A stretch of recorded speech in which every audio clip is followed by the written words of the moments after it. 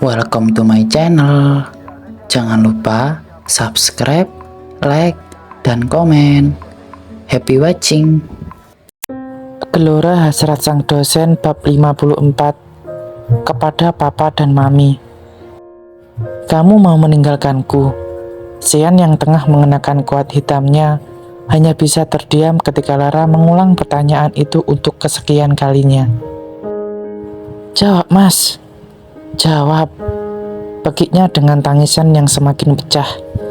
Ia mendorong tubuh suaminya. Namun yang ia dapatkan justru Sean yang menarik tubuhnya ke dalam pelukan. Saya tidak bisa tinggal diam di Ajeng. Kamu dalam bahaya. Bullshit. Kamu bilang begitu, tapi kamu malah mau meninggalkan aku. Mas, kenapa sebahaya itu? Lara memukul-mukul dada bidang Sean, mencoba melampiaskan amarah dan ketakutannya. Sean tetap memeluk Lara erat, meski pukulan-pukulan kecil itu terus mendarat di tubuhnya. Lara, dengarkan saya, ucapnya dengan suara rendah namun penuh ketegasan. Saya tidak meninggalkanmu, tapi saya harus turun langsung untuk membereskan kekacauan ini. Lara menggeleng keras, air matanya mengalir tanpa henti. Bagaimana kalau kamu...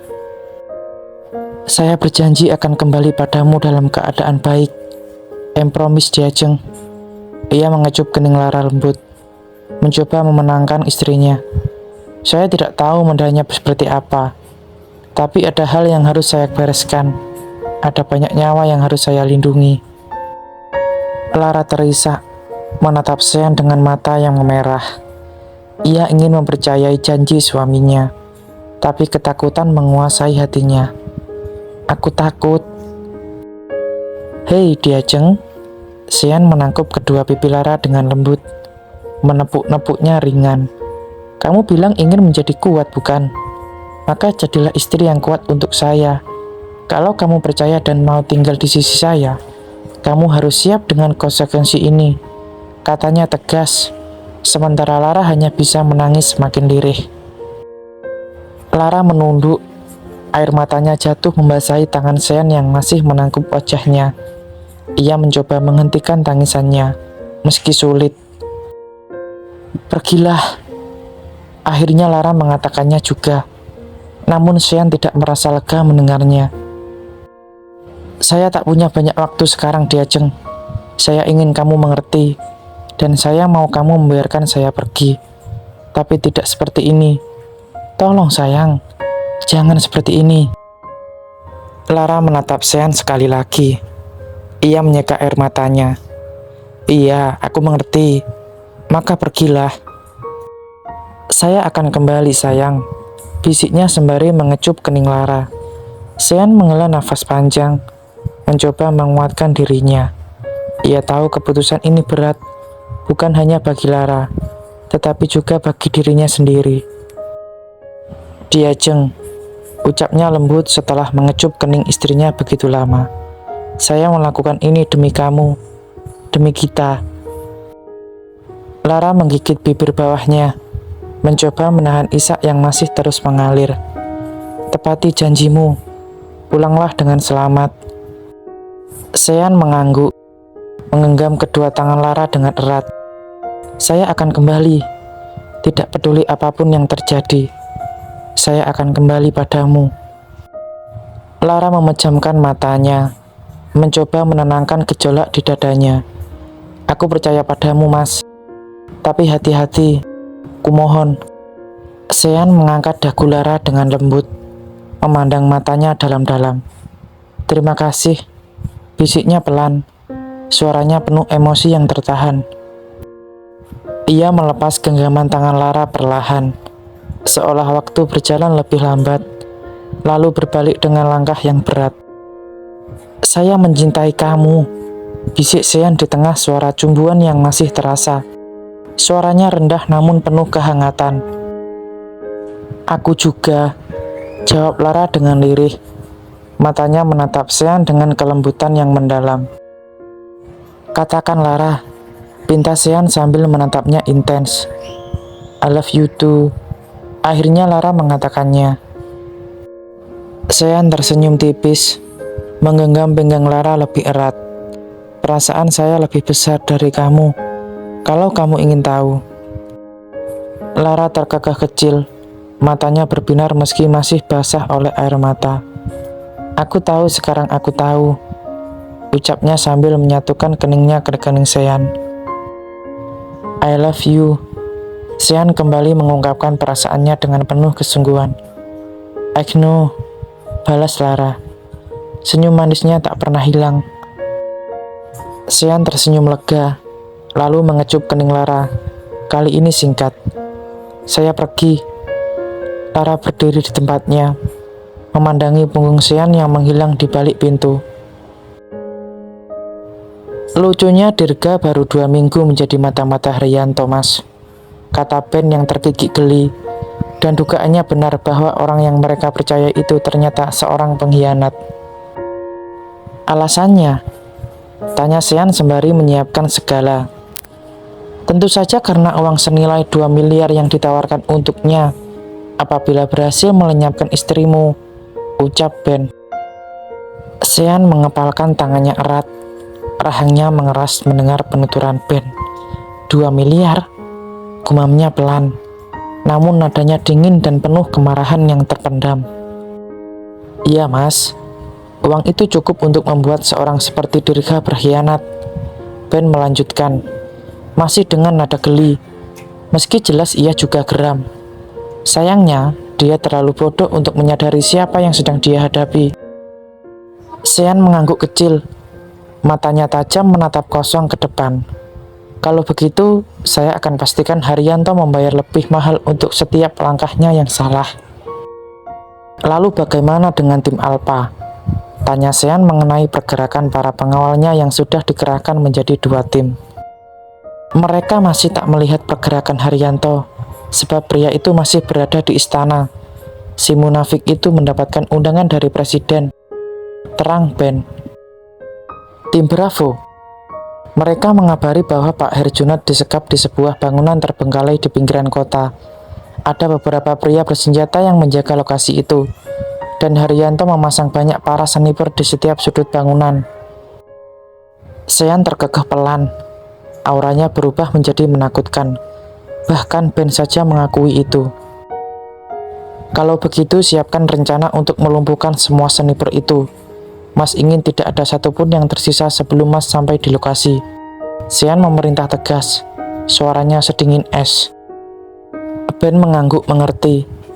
Baik, Mas. Tim Bravo sudah memantapkan posisi mereka. Kita bisa menurunkan unit khusus untuk membersihkan area. Sean menatap Ben dengan tajam. Pastikan semua pergerakan dilakukan dengan diam-diam. Mas tidak ingin ada kebocoran yang memberi Haryanto keuntungan. Herjunot harus tetap hidup. Iya, Mas. Lalu, apa kita perlu membawa Mbak Lara ke tempat yang lain, Mas? Ben bertanya hati-hati. Jika Haryanto berani menawarkan 2 miliar untuk Dirga, bisa jadi dia punya langkah lain yang lebih licik. Sean terdiam sejenak, merenungkan kemungkinan itu. Tidak, dia lebih baik aman di sini. Kita sudah menggandakan pengamanan di sekitar villa ini. Mas percaya padamu. Tolong jaga istriku. Ben menarik nafas panjang, mencoba menenangkan pikirannya. Berhati-hatilah, Mas. Sean tersenyum tipis. Tentu saja, little boy. Sean kembali memeriksa senjatanya, memastikan semuanya dalam kondisi sempurna. Ia tak pernah main-main soal persiapan. Ketika Ben beranjak untuk pergi, Sean menambahkan dengan suara rendah, Ben, tolong jaga istriku. Apapun yang terjadi nanti, tolong jaga dia baik-baik. Ben menatap Sean dengan penuh keyakinan. Mengerti, Mas. Aku tidak akan mengecewakanmu. Lara terkejut ketika mendapati ibu dan adiknya beradu di satu villa yang sama dengannya. Rasa heran bercampur senang menguasai dirinya. Mami, kenapa Mami bisa ada di sini sama Raja? Tanya Lara. Suaranya penuh rasa penasaran namun juga kelegaan. Linda menyeka air matanya yang sudah mengalir sejak ia melihat Lara. Tanpa berkata apa-apa, ia segera memeluk putrinya erat, seolah tidak ingin melepaskannya lagi. "Kamu nggak apa-apa kan, Nak?" tanyanya dengan suara bergetar. Ia memeluk Lara lebih erat lagi, sebelum memeriksa keadaan putrinya dari ujung kepala hingga kaki. "Aku nggak apa-apa, Mam. Aku baik-baik saja," jawab Lara lembut, berusaha meyakinkan ibunya. Namun Linda tidak bisa menyembunyikan rasa bersalahnya. Ia menggeleng pelan, menatap Lara dengan mata berkaca-kaca. "Maaf sayang, maafkan Mami yang sudah menyakiti kamu selama ini," ucapnya penuh penyesalan. Lara mengerutkan kening, bingung dengan kata-kata ibunya. Maksud Mami apa? Linda menarik nafas panjang, berusaha mengumpulkan keberanian untuk mengungkapkan sesuatu yang selama ini membebani hatinya. Matanya menerawang, kembali pada ingatan sebelum Herjunot diculik oleh orang-orang Haryanto. "Mas, aku ingin bertemu anakku. Aku rindu sama dia, Jeng kita. Tolong jangan seperti ini." Linda memohon dengan suara yang lirih. Wajahnya penuh ketatian dan air mata mengalir tanpa henti. Ia merindukan Lara, putri satu-satunya yang sudah lama ia abaikan. Herjunot dengan wajah dingin dan tegas menggeleng. "Tidak bisa, Linda. Inilah cara saya melindungi dia, Jeng. Biarkan dia salah paham pada saya. Biarkan dia membenci ayahnya ini." Linda hanya bisa menatap Herjunot dengan pandangan kosong. Hatinya remuk mendengar keputusan suaminya. "Mas, ini bukan perlindungan. Ini penghancuran. Kita menghancurkan hati anak kita sendiri," bisiknya hampir tak terdengar. Namun Herjunot tetap tak bergeming. Ia memilih tetap pada keputusannya. Sejak Lara kecil, Linda selalu mematuhi rencana Herjunot untuk menjauh dari putri mereka, dengan alasan melindunginya. Tapi semakin waktu berlalu, alasan itu terasa seperti beban berat yang sulit dipikul. "Aku sudah durhaka sebagai ibu, Mas. Aku nggak tahu apa yang tersisa dari hubungan kami," gumam Linda dengan lirih. Namun Herjunot hanya diam. "Aku lelah. Aku ini seorang ibu. Dan bodohnya aku menyadari bahwa kamu begitu mementingkan urusan negara dan orang-orang yang ingin kamu selamatkan. Sementara kamu hancurkan putri kita sendiri," teriak Linda berapi-api. Ia benar-benar sudah lelah. Herjunot mendongak, terkejut oleh ledakan emosi Linda. Wajahnya yang biasanya tenang kini menunjukkan ekspresi terguncang. Untuk pertama kalinya, kata-kata Linda menghantamnya seperti pukulan yang tak terelakkan. "Linda," suaranya rendah, namun tak cukup untuk menghentikan kemarahan istrinya.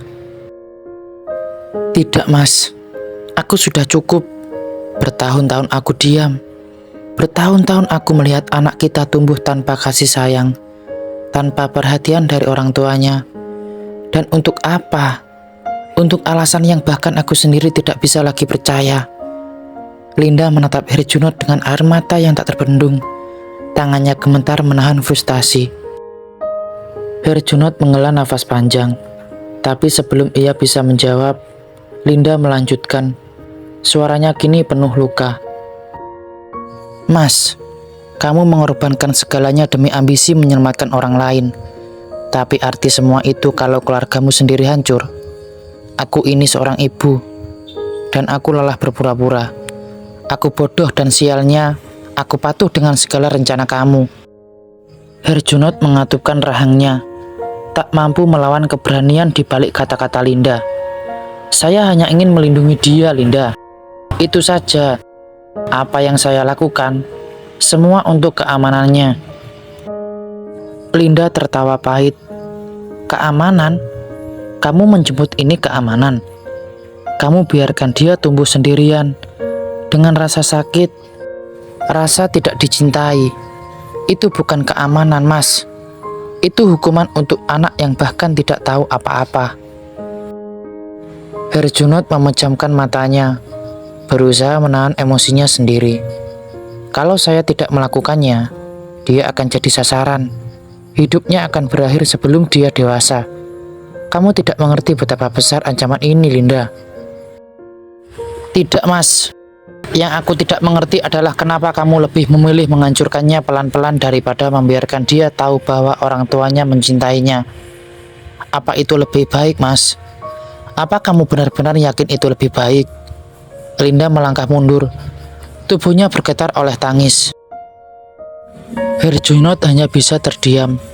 Kata-kata Linda semua alasan yang selama ini ia gunakan untuk membenarkan tindakannya.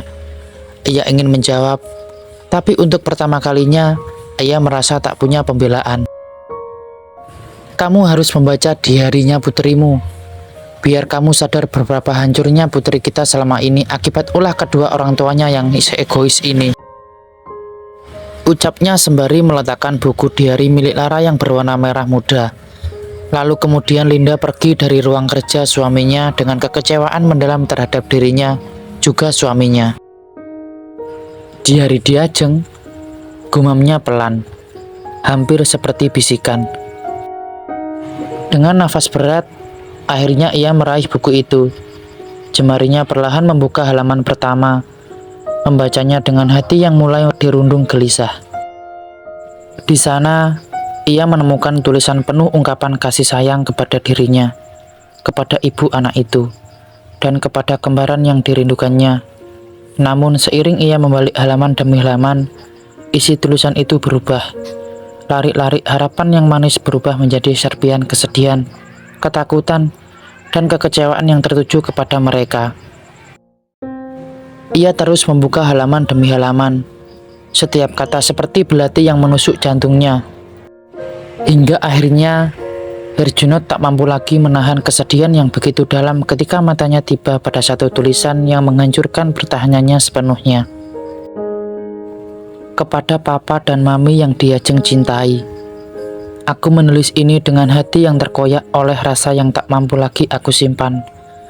Ada gumpalan sunyi yang begitu pekat. Ada riuh rindu yang berteriak namun tak pernah sampai.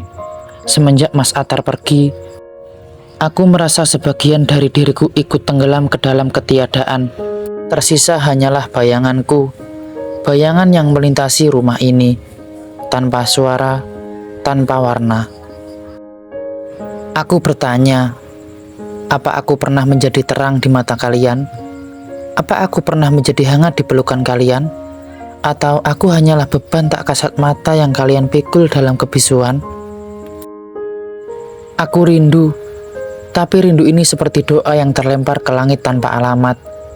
Aku rindu pelukan mami, pelukan yang pernah menjadi tempatku berlabuh. Aku rindu tatapan papa, tatapan yang dulu menjadi penjaga dari segala takutku. Tapi kini, aku hanya anak kecil yang mengetuk pintu rumah yang tak lagi mengenalinya. Tapi aku terus meyakinkan diri untuk kuat. Tapi kuat seperti apa? Kuat menahan luka yang kalian toreh tanpa sadar? Kuat berdiri di atas puing-puing cinta yang kalian hancurkan sendiri? Kuat berharap pada bayang-bayang kasih yang tak pernah ada? Aku ingin menyerah, tapi bahkan menyerah pun tak lagi memberi arti. Aku seperti debu yang terbang di angin, terlalu ringan untuk bertahan, terlalu rapuh untuk jatuh. Jika dunia ini memiliki keajaiban, aku hanya ingin satu. Aku ingin kembali ke masa di mana rumah ini adalah hangat yang nyata. Aku ingin kembali ke masa di mana kalian mencintaiku tanpa alasan, tanpa syarat. Tapi aku tahu, itu hanya mimpi yang takkan pernah terwujud. Dan aku lelah bermimpi. Diajeng. Dari nama panggilan yang dahulu pernah semanis itu dalam suara pendengaranku. Herjunot menutup diari itu dengan tangan yang gemetar, seolah kata-kata Lara telah menjadi gemuruh yang mengempas seluruh pertahanannya. Air matanya jatuh, bukan tetes yang biasa, melainkan hujan dari penyesalan yang terlalu lama terpendam. Diajeng, suaranya parau, bergetar seperti seseorang yang kehilangan arah. Maafkan papa, maafkan semua luka yang papa ukir. Diajeng, anaknya papa dan mami.